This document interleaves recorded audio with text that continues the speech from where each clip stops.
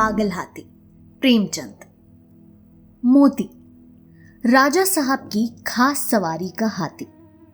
यूं तो वो बहुत सीधा और समझदार था, पर कभी कभी उसका मिजाज गर्म हो जाता था और वो आपे में न रहता था।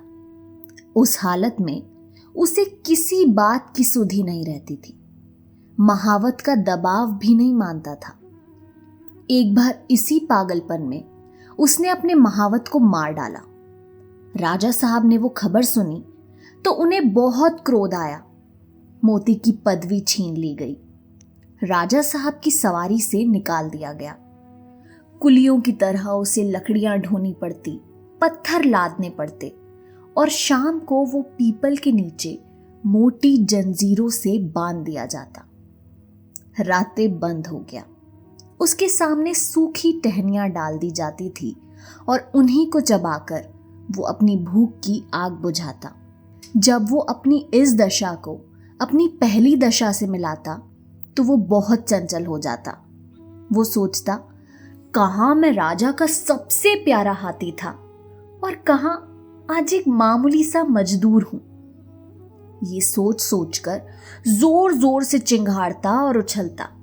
आखिर में एक दिन उसे इतना जोश आया कि उसने लोहे की जंजीरें तोड़ डाली और जंगल की तरफ भागा। थोड़ी ही दूर पर एक नदी थी। मोती पहले उस नदी में जाकर खूब नहाया, तब वहां से जंगल की ओर चला।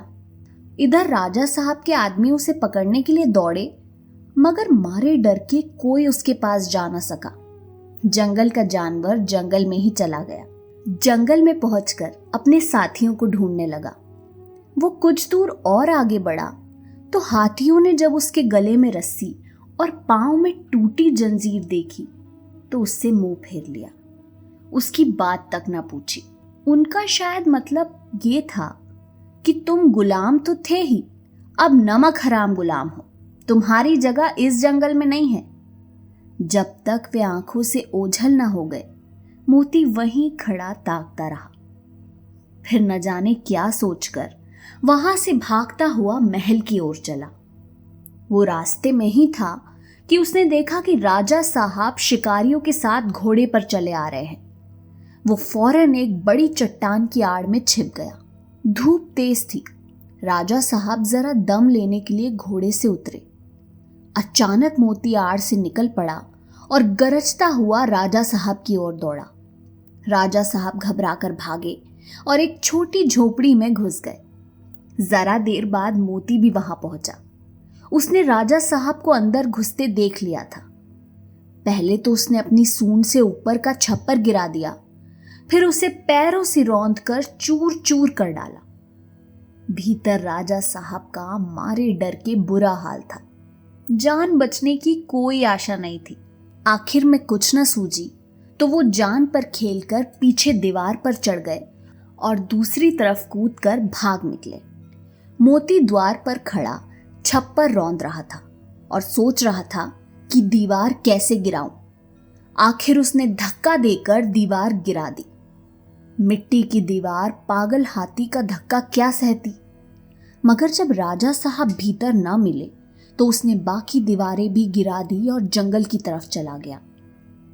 घर लौटकर राजा साहब ने ढिंडोरा पिटवा दिया कि जो आदमी मोती को जीता पकड़कर लाएगा उसे 1000 रुपए इनाम दिया जाएगा।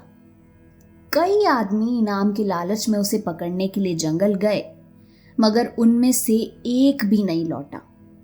मोती के महावत का एक लड़का था, उसका नाम था मुरली।